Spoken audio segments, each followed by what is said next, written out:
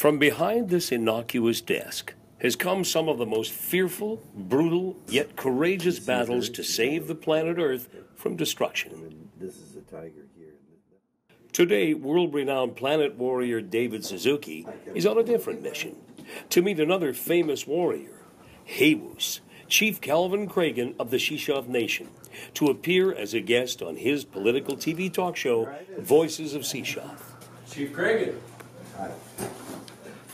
Jesus, you didn't have to come all this way with a huge crew. Cito is our crew. Cito. Shannon is over there. She's doing makeup. Hi. Oh my God, makeup.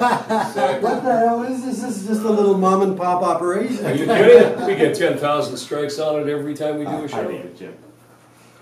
Want to have a seat there? We'll make Okay. it. Okay.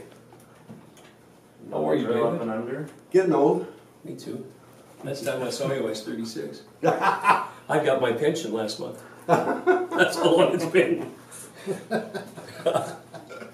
Do they still give pensions? Oh, minor, right? They pay for parking in downtown Vancouver. You gonna go left button up there? You leave it at that. So how are things with that big, huge sand gravel pit there? We knew you were going to bring that up. See, I hate that goddamn. By the time you're 91, it'll be Ugliest all thing. green. Huh? It's been reclaimed. By the time you're 91, it'll be all green. That's what foresters always say. Well, no, actually, you can see it's green. It's right outside my office. Okay, good. Yeah. Okay. Welcome to another episode of Voices of Shishalh. How am I doing on that pronunciation? I'm blowing Getting it. better, yeah. It's only been a year. Of all the guests we've had, and we've had some. We've had Justin Trudeau, Jane Fonda. We've had all kinds of people. None has had the footprint of our guest today. And he's truly a revered icon. And why we're excited to have him on this program is because he shares many similarities with you, Chief. And if I'd like to point out a few and then over to you. One is that although he didn't go to residential school, he was seconded and held hostage as a child. Not too different from residential school. Mm-hmm. He has the same reverence for land and has been speaking about things that you speak about frequently, about being in the land instead of on it.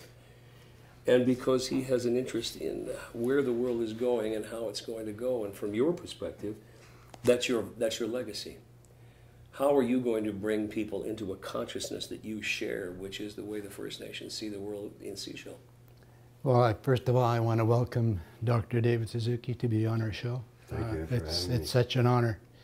And yeah, the Shishalh Nation are emerging into reclaiming not only the land and the resources that we've lost, but the Shishalh Nation are merging into reconciliation at every level. And it includes the land and the people, because the land and the people are one. And we're bringing that thinking back to not only the government, but to the community and all the people that are sharing in our community.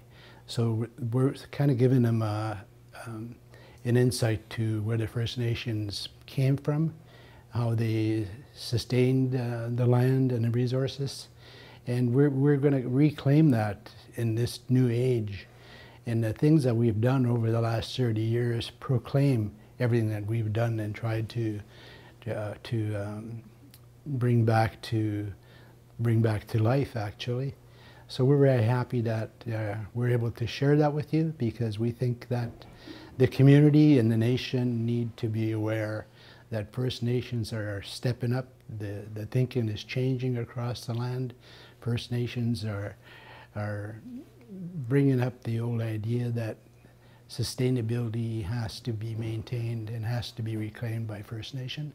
And that's the approach that we're taking, and we've done that for over 30 years, and we're very proud of everything that we've tried and we're accomplishing, and we're merging into a whole new era of reclaiming the jurisdiction of our land and our resources. What are the basic resources Shishalh people have lived on for thousands of years? Is it salmon?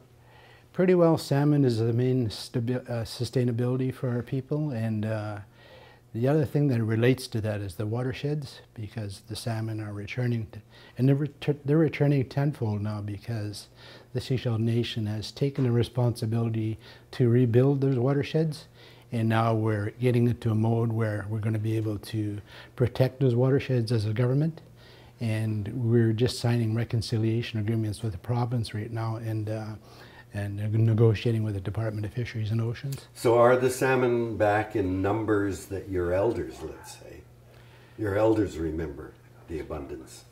Yeah, I'd like to do a story in relation to that. When modern fishermen and modern people ask me, so why do you use traps now? And I said, well, because the resources have diminished so much, it's hard to trap a few. In the past, as a young boy, I remember the abundance was so great that it would wash up on the beach. And I like to use that story because the shrimp were so abundant, the shrimp would wash up on the beach. Wow. The prawns would wash up on the beach. Yeah. Everything was so abundant, there was no interest in creating traps. But we did have fish traps, we did have things like we used, but we used that in a cultural way where we cultivated not only the habitat, we cultivated and preserved the stratotitle, and we did that naturally, and we never knew about it, but it was natural for our people to do that. Yeah. See, the thing that worries me is what Daniel Pauly at UBC calls shifting baselines. So that each generation, as change goes on, each generation forgets what they knew in the past. So as we fish down the food chain, you know, the big things all disappear. You're fishing for, and yet the people today, like my kids grew up right here on the shores of the ocean. They don't remember that there was a Vancouver Sun Salmon Derby every year where people would go out in English Bay and catch salmon. Yeah. They had to abandon that because there were no salmon left. Exactly. So then all the young kids grow up. They had no idea that there used to be abundant salmon in English Bay. Yeah, for sure. You know? So the problem is, what do we aim for when we want to restore the land? Because this is a challenge all over the planet now, is restoration of once was. And where do we set that target, you know? So my son-in-law is doing a PhD now, trying to compare First Nations communities and non-First Nations next to them, where the First Nations still listen to their elders. So they have a very different attitude about what it means to restore the land from non-native people who they don't remember any of that past. So I think this is a very interesting study because we don't value elders in the dominant society. And yet in First Nations communities everywhere, elders are a key to who you are. That's right. Elders are bringing the teaching forward because the elders could remember the way it was before the invasion. And there was always a balance in our life. I remember when I was a very young boy, there was always that respect and the balance in all of our land, and they would replenish creeks as they needed. But you know, the thinking that when DFO first came in that we would overcrowd creeks and rivers, and that was not a good thing. But from the teachings of our elders, that was a good thing, because all the habitat, the resources in our territory shared in an abundance. It was great for the habitat in the forest. I mean, the fish, the bears, there was a balance. It was used by everyone, and especially the forest and the rivers and the creeks. And that's the understanding that they got to come to. But the challenge for you now, it seems to me, as it is for everyone, is we're growing a generation of kids who are plugged into electronics from the time they're 6 or 7. You know, I see all these games are all based on computers and all that. And it's very seductive. You know, you can sit there with a little device. You got the whole world right there. Exactly. Who wants to go outside? Exactly. You know, we've got a thing we call the 30 by 30 challenge. In the month of May, we're asking people to spend 30 minutes every day outside. And when they first came to me with this idea, this is about 5 years ago, I said, what are you talking about, 30 minutes? It should be 3 hours. And that first year I signed up, and I missed 2 days. Like 30 minutes outside. Our lives now are so tied up in these devices and everything that to spend 30 minutes outside And we tell people, just because you're smoking outside, that doesn't mean that's 30 minutes. If you're on the cell phone or listening to your earbuds, that's not being outside. We want you to spend 30 minutes outside, you know, looking at a tree and thinking what a miracle a tree is. Right. I was explaining to 2 young kids yesterday, I said, you know, a tree is an amazing thing. When the seed lands, it can't say, oh, this is a shitty place. There's no food here, no water, and move. Yeah. They're stuck. And when they stick that root down into the ground and start growing, everything wants to eat them. So, and what do? They make a tree out of air, water, and sunlight. That's all they take. And how the hell do they do that? That's amazing. And yet we just cut down trees and treat them as if, oh, they're just a bunch of wood. You know, we don't have any respect for the things out there that keep us alive. Yeah. But I think there are new methods that we could use in the electronic world that could depict that, either in games or stories. That's an interesting question. I was talking to my daughter this morning. Yeah. We're going to Montreal together to speak to a group of people that make their living making video games. So she's saying, well, you know, maybe if they make video games designed to make them more sensitive about the world. And my feeling is, you know, for years I used to say, well, we don't need whales in aquariums because you've got all the video stuff that'll give you views. Yeah. But that's still not the same thing as seeing and experiencing the real thing. Yeah. Now, to me, the real thing is not an aquarium. It's out in the oceans. Can we replace our sense of connection with nature with electronics? That's my, you know, and I do it all the time in television with the nature of things. Yeah. I've always said, I want people to fall in love with nature through videos. Yeah. But if they're not going outside, I don't know. It's a question. I think electronically we can give them a snapshot of what the environment looks like around the Shishalh Nation, because it's being replenished and because it's being restored. So we have the whales coming back, we have the food chain coming back, we have the forestry coming back, and it's a great place to be, it's a great place to live. Our young people are becoming proud of who they are and what they have, and in that sense they got to get and accept the responsibility of now protecting that for the future. And we've given not only the province and BC Forest the notice that they will no longer log the way they used to. The way they logged in the past just about destroyed everything. And I put them on notice that they no longer will be able to do that in the reconciliation that we're signing with them, is that we are going to share that governance, and we will have the ultimate say what happens to all of our resources in our territory. And I think that's a good thing, and the children should become more aware of that. And they are. So in our school district, we are collaborating with them, with the regional boards, we're collaborating with them. With the province, we again are collaborating with them of our notion, our plan, that we want to not only take on that responsibility, but govern what happens there in the future. That's great. Yeah. That's great, because, you know, as we're all agonizing over at Wapiskat, saying, what the heck can we do? And I've always felt that kids, if they don't look in the mirror and see something they're proud of, then it's not a shock that they want to kill themselves or self-mutilate or do all of these terrible things. And I'm so delighted to hear that your young people are growing up believing in themselves. Because when I've interacted, and my wife and I have worked with First Nations now for over 30 years, I've always said, you know, yeah, there are all of the terrible injustices that have been done in the past, and the impact of residential schools, all of that cultural genocide. But you have something we need in the dominant society. And I keep, you know, this is what I want First Nations kids to understand. They got something that is priceless. And that is a sense of connection to the land. Right?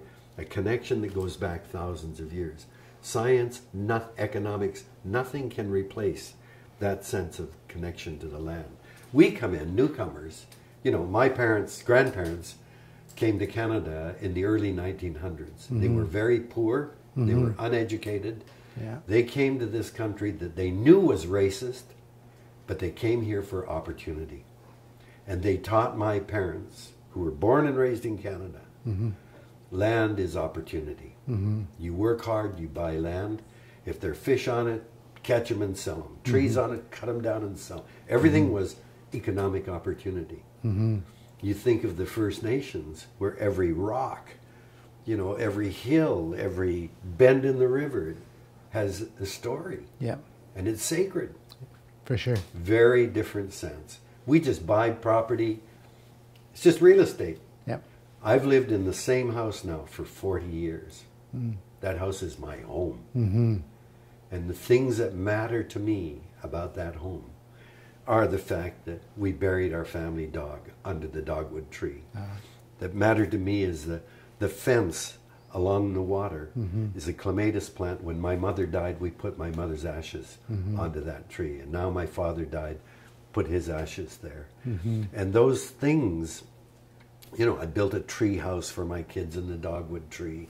My best friend from Toronto came out and carved a handle for the gate on the door. Those things, to me, are what make my place my home, and they're priceless. Exactly. On the market, they're worthless. And yet that's the problem. You talk to any First Nations about their connection to the land and why the land matters. Yep. It's all about those things that tie them in the way that I now feel my property is my home. But economically, those have no value. Yep. They're worthless.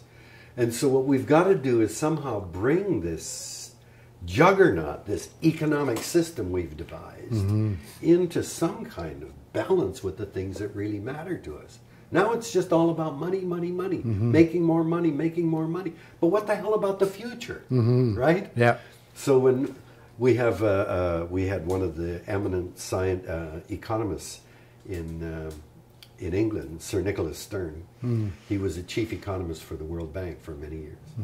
He was asked by the Prime Minister of England, what will it cost if global warming continues? He came out with a report, and he said it would destroy up to 20% of the economy will be destroyed if we don't do something. To do something about it would cost us maybe 2 or 3% of the globally. It's going to be expensive, but it's nothing compared to what will happen if we don't do anything. So I met with him, and he's a great guy, he's an economist, but I said, you know, your system is so screwed up. You think it's important to keep the economy growing, and you think that we're so smart that in every generation we're going to invent new things to deal with the problems. So you discount future generations. The cost to our children and grandchildren gets cheaper and cheaper. And yet the cost, in fact, is going to get worse and worse. So even an eminent economist doesn't understand that whole thing. Yeah. And so somehow we've got to bring this economy back under some kind of control. And that balance is what we're negotiating now with all the proponents that are in our territory. And I'm really happy that you acknowledge that it's going to take First Nations to do that. And the Shishalh Nation is doing that in creating that balance and that awareness with not only the economists, but everyone that's going to share that responsibility in our community. A lot of the things that we've done over the last 30, 40 years, like using Professor Nancy Turner from the University of Victoria, who documented all the resources in our mountains in terms of the medicines that we used and the plants that helped to heal us. Well, now she's concluded that report. It's about that thick, and she's going to put it into a book form for us. But it's part of the history that tells the people how we survived and how we overcame different diseases. And now we're going to be teaching our children not only the language, but the language of medicines and sustainability and in caring for the forest, because it provides the clothing the medicine, it provides food for the fish. You know, it's a cycle that they have to learn and understand. And in many ways, in many levels, we're doing that with our people, that they have to become part of that, whether they become foresters or medicinal people or whatever. But our young people are going back into the land. They're going back and taking on different categories of how we are going to sustain our land and our resources and our territory. And we're beginning to understand. We're bringing that understanding to the government also. And with the proponents that we're bringing in, we're making them joint venture partners. But we're doing it in a way that they have to understand it'll have to be done in a sustainable manner with us. And that's going to protect our future for the future generations. Well, I hope you're right. I'm really very pleased to hear about the leadership you're taking. The challenge that I see is that we've drawn down so much of the productivity and the diversity of the biosphere now. Yeah. It's just not dependable in the way that our forebears assumed. You could always rely on the climate being a certain way. You could rely on the abundance of the oceans or of the forest. But we've now degraded them so much. So another example of the things that we've accomplished at Shishalh, working with the hydro systems and creating clear energy and clean energy, we've also negotiated with them to rebuild the creek systems in the waters that they were using. So when they first came into our territory, we took inventory of the salmon that were there, and they were just mainly in the hundreds. So they thought through BC Hydro and the other systems that there was no recourse. They wanted to write it off, but our elders and our forefathers said no. It has to be rebuilt. There has to be a balance. So with the proponents that came into our territory, they undertook the challenge. And that was done 3-4 years ago. So we brought it up from 800 salmon to 500,000 salmon, and that is growing. But the other keen story about that is we're doing that with the kokanee in the Saginaw Lake area too. So they were down to 2 salmon. Now we got them up to 2,000 salmon. So we took the genealogy from those 2 kokanees and rebuilt that stock. And the Shishalh people have undertaken a lot of those little projects. But I think more so to what you were speaking about is we need to expand. So we've done that. We've collaborated with the Squamish. We've collaborated with our neighbors, the Kulahus, that's Tla'amin. So we're all kind of in a region that we want to try to proclaim and rebuild that nation as a region. And we've put the government on notice that we need to do that because we share a lot of the systems. We share the glaciers. We share the backcountry. Right. So, you know, it's just maybe a small part of the world, but I think, you know, we're taking on that challenge. That's fantastic. Yeah. That's really fantastic. You know, I remember in 2009 when that the world's largest run of sockeye salmon is in the Fraser. And Ernie Cray says that 70 nations depend on those fish coming up the river. Yeah. And that 2009, they got less than 1 million, or just over 1 million. And I remember vividly turning to my wife and saying, that's it. There isn't the biomass to get them up into the river. They're done. Yeah. 1 year later, we get the biggest run in 100 years. Now, I don't use that to show how stupid I am, because nobody knows what went on. But I use it to say, nature shocked us. And maybe if we give nature more room, as you have now, go back to that whole way of restoring that run. Nature will be much more forgiving than we deserve. Yeah. I think the challenge we face, one of the projects of the foundation here that I'm most proud of, we supported a scientist at UVic named Tom Reimken.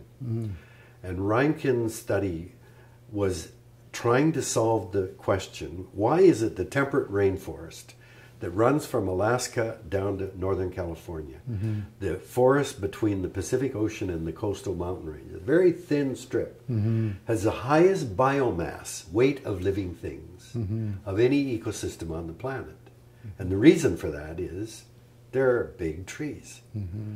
sequoia and the, you know, Douglas fir and Yeah. the spruce. And the question is, it rains a lot on the coast. Yeah. The rain washes nitrogen out of the soil. The soil is nitrogen poor.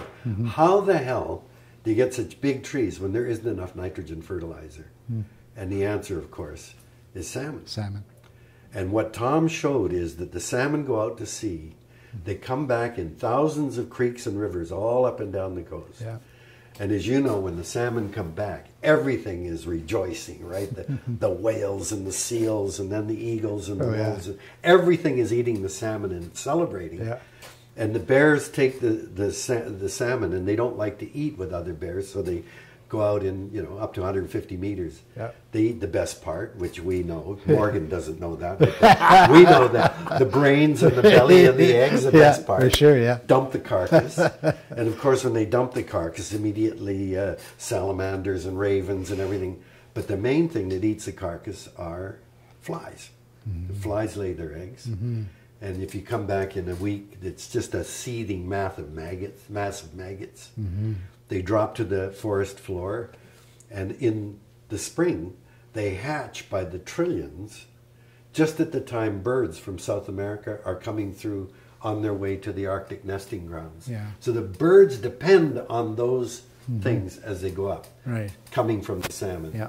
And of course, if you take a core of the tree and look at the rings, when you have a big fat ring, that's the year there was a big salmon ring. Salmon ring, You can show the salmon are feeding the trees because the eagles, the bears, and the wolves are peeing and pooping all through they're fertilizing the forest. Oh, yeah. And then if they die in the river, they sink to the bottom, and very quickly bacteria and fungus eat them. Yeah. And then copepods and insects and other invertebrates eat. So that when the babies hatch from the gravel 4 months later, the river is filled with food that comes from the bodies of their parents when they died. So everything is connected. The oceans are feeding the forest. The fish are feeding the all of the life and the birds coming from South America. Then what happens when the dominant society comes in? We come in and go, oh, whoa, there's a salmon. Well, that's a Minister of Indian Affairs for the native food fishery. Ah, yeah, but the commercial fishery, yeah, that's the Department of Fisheries and Oceans. Right. And, oh, what about those sporties? Oh, that's the Department of Tourism. Yeah. So manage the salmon, guys. And then the trees, well, that's the Minister of Forests. Yeah. The rivers, that's agriculture and energy. The mountains and rocks, that's the Minister of Mining. And the wolves, the bears and the wolves, that's the Minister of the Environment. And now these guys are trying to manage what is a single, integrated, interconnected system by pulling it apart and looking at the pieces. Yeah. And we wonder why DFO is so effed up. Yeah, for sure. There's no way they can manage that. That what's needed is a First Nations perspective that sees the interconnectivity of everything. Yeah. And you know, and one of the problems we face is science tends to look in bits and pieces. That's why, so they focus. Oh, I'm a tree guy, or oh, I'm a fish guy. You know, we don't see That's why Tom was so really important. That as a scientist, he was an ecologist that looked at big systems, the big and picture. saw that. Yeah. But that's what we need. Now we have a real problem right now that the new channels, the Hiltsuk and the Haida, Yep. are saying the herring populations just aren't up to what we want. And DFO is saying, oh, we did all the studies of DNA. No, you can fish these guys here and they'll be, and the First Nations are saying, no, you don't understand. Those populations, they're different. DFO is saying they're single breeding population. The First Nations are saying, you can tell the difference between these. You wipe those out, they're not going to be replenished. Yeah. You've wiped them out. Yeah. And so there's a real battle now between science, which tends to look in a fragmented way, and traditional knowledge, which tends to look And as the an large integrated picture. system. That's the real challenge we face.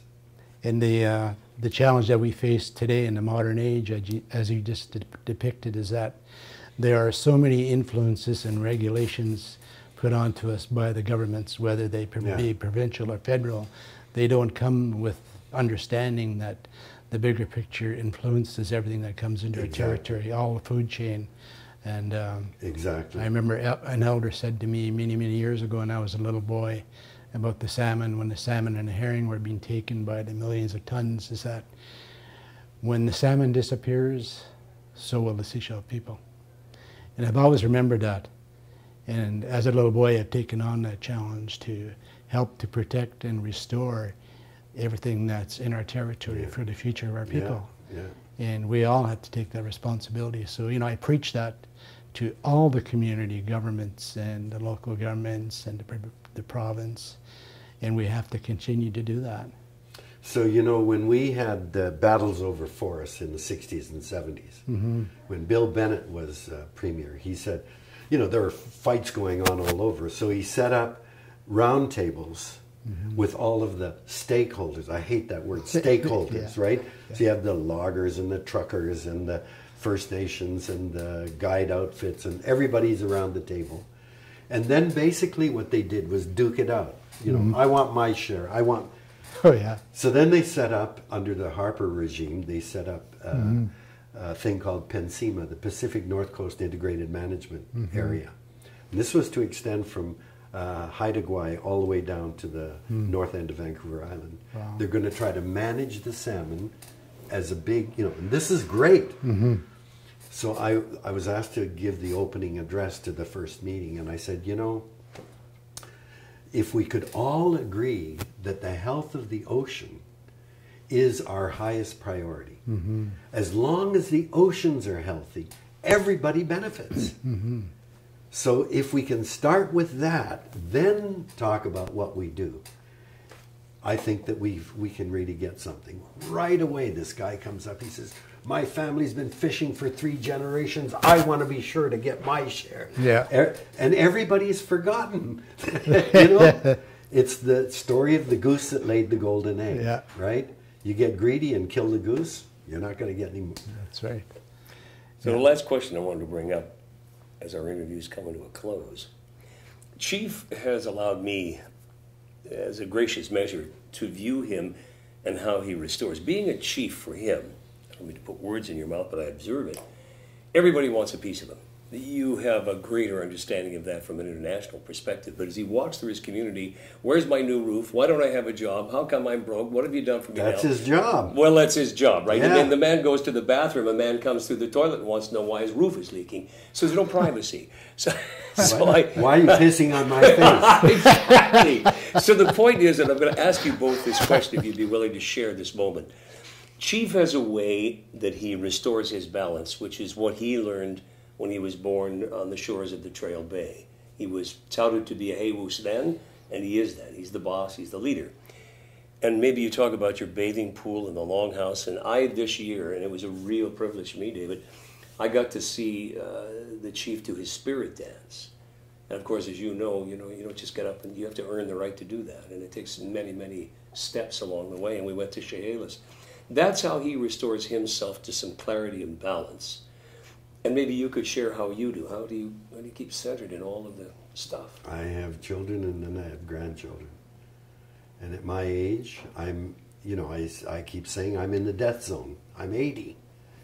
And people go, oh, don't say that. What the hell? When you're my age, you know goddamn well you don't have much time left. And what are the things that bring you joy? It's my grandchildren are everything. Yeah. But it's also what brings me motivation. When I look at those innocent children and all of the wonder they have in being brought into the world and realized how badly my generation and the boomers that followed have trashed this planet, that motivates me a lot. And but I mean, the joy, the greatest joy and privilege for me is I have 2 Haida grandsons. Yeah. So I get to go whenever I can up. In fact, I've had my daughter and her husband build a separate coach house for my wife and me. I paid for it. It's on reserve. I can't own it. You're on I paid for it. That's mine. And so I have a place to go. And believe me, that is my spiritual renewal. It's just my everything. It's my joy. Yeah. Chief, tell us about yours. Well, it's so great. But I want to begin by talking about the word resilience. I got to speak to the strength of the salmon and how resilient the salmon are to survive what they go through in the ocean. And then when they get back into our territory, they come there with special gifts for our people. But what I do is I have to create a discipline, a balance in my life, mind, body, and spirit, because the challenges my people have experienced over the last 200 years has been really powerful. And to overcome that, we have to maintain our spirituality, and we have to teach our young ones that in order to do that and to face the challenges in the future, there has to be that balance of mind, body, and spirit. And I do that because I'm a spirit dancer, and I meditate and I bathe in the mountains, and that's what our old people did, that's what our ancestors did. And we've got to bring back that connection to the land, and that's what makes me strong. Yeah. David, thank you for being a most remarkable guest. I can remember you were regaling us 30 years ago in the studio, and it seems that finally you're making some headway on this thing. Finally, people are, you may be right. You've been talking about these dangerous themes for 3 or 4 or 5 decades. And because people generally love the way you explore nature of things, and they say, okay, we'll accept that, but we really like its stories. You've integrated now. It is the story of survival of the species. It's just that the planet is in such different shape now that they can't avoid it. Even the oil industry. Well, I don't want to get into the whole other area. I mean, sure. Yeah.